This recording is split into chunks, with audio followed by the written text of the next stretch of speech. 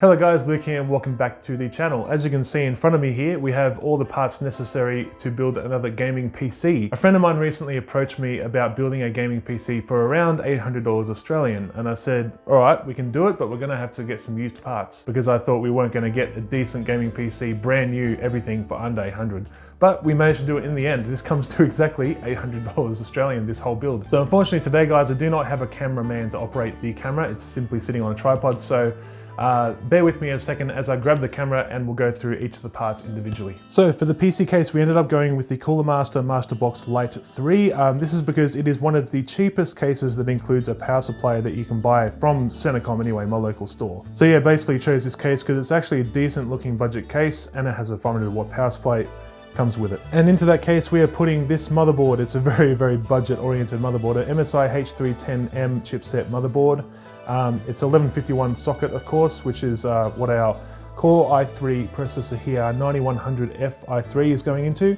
So basically chose this because it's only $85 motherboard, very cheap, but still good quality, decent quality for the money. And we chose the Core i3 9100F basically because it's 4 cores and 4 threads. It boosts up to 4.2 gigahertz on all cores, I believe. So it's perfect for gaming. You don't really need much more than this. You don't really need an i5 or i7. To get started in the gaming, and plus we wanted to keep it under our $800 budget anyway, so there was no way I was going to fit an i5 in this budget, so that's why we went with the i3. Now next up is our RAM kit we've chosen here. We've chosen a T-Force Vulcan Z kit of RAM. These are 2 sticks, 4 gigs each, so 8 gig total of RAM, and they're running at 2666 megahertz. So perfect for our little i3 processor down there. It should get the job done. It is only 8 gigs, but I mean, it's a starter system, can always upgrade in the future. Now next up we have our storage devices here. We simply have a WD Blue 250 gig SSD, SATA 3. Nothing that amazing, just very cheap and affordable and reliable storage here, fast storage. And for our other like long-term storage, like pictures and videos and stuff, we have a 1 terabyte Caviar Blue, Western Digital. I'm guessing the 250 gig will be used for Windows 10, some high intense games, but not many, and then programs and stuff, of course. And then the 1 terabyte can be for all other games, pictures, videos, music, and stuff like that. So should be enough storage for him. Plus he's got an external hard drive already anyway to plug into the system when he gets it. So he'll have plenty of storage options there. So we have chosen here the Gigabyte WindForce OC 1650 graphics card. The 1650 is a very decent card for the money. This card brand new in Australian dollars is $239. So it seems a bit expensive, especially for an $800 build. But he did say he wanted to game on this system, and I didn't want to have to get him like a GT series card or a very cheap like RS style AMD card. So I wanted him to enjoy his games a lot without dialing down the settings too much. So this card should pretty much handle him for the next couple of years at least with the games that he wants to play. Now we're nearly at the end here for parts, guys. We simply have a Wi-Fi card here, a TP-Link 300 megabits per second wireless N PCI card. Basically so we can get on the Wi-Fi, that's about it, nothing special here. And then finally we have this Microsoft Wireless 850 desktop combo, keyboard and mouse. Again, nothing special. This only retails for $25 Australian for the set. So very cheap peripherals. But again, if he wants to upgrade to something better in the future, he can. This was just to basically keep it under the price of $800 total. So all up, this came to $799, I believe. I think it was a little bit more with tax. So yeah, it was about $809 with tax, but still very, very close to the $800 target. So now that we have gone through all the individual parts for this system, it is time to build. Prepare the time lapse.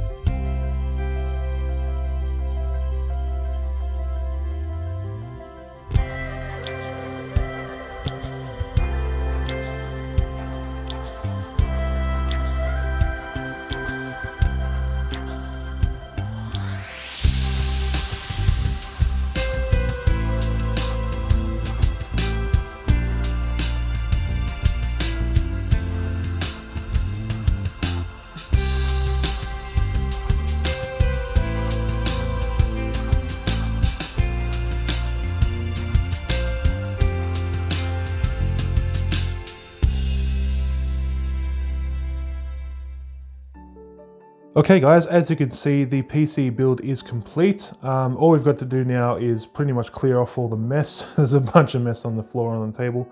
All the packaging and everything. There's so much packaging that comes with PC parts. So I'm pretty much going to cut here and set up the keyboard, mouse, monitor, and we'll see if it powers on first time. All right, we are back from cleaning up. You can see how the table's nice and clean now. All the shit's behind me, basically.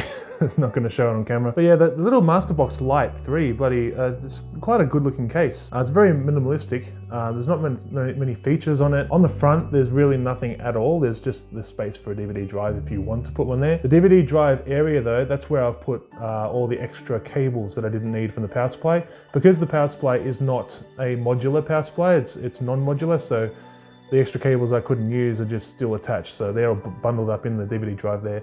On the top though, we have USB 2.0 and 3.0 ports, plus headphone jack, microphone jack, and a power and reset. So the usual array of I/O there at the front. Anyway, without further ado guys, I've got power here. You can see how the monitor's actually receiving power because there's an orange light, and the PC is plugged in as well. I've just got to remember to flip, just a second, to flip the power supply switch on. Let's see if I've actually connected everything properly. Here we go, power button. Where is it? There we go.